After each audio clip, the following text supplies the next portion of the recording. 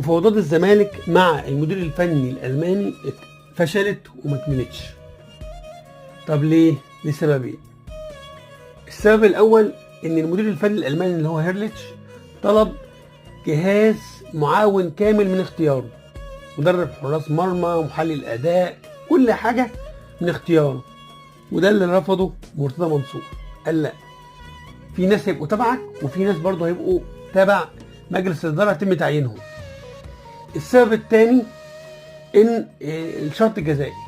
هيرليتش المدير الفني الالماني طلب شرط جزائي موسم ونص كامل ياخده لو مشي من نادي الزمالك، لان وصلته اخبار ان الزمالك منهار وفي مشاكل، وممكن مرتضى منصور بعد ماتش او 2 أو 3 لو خسر يروح يقيله. طب هيرليتش يعمل ايه؟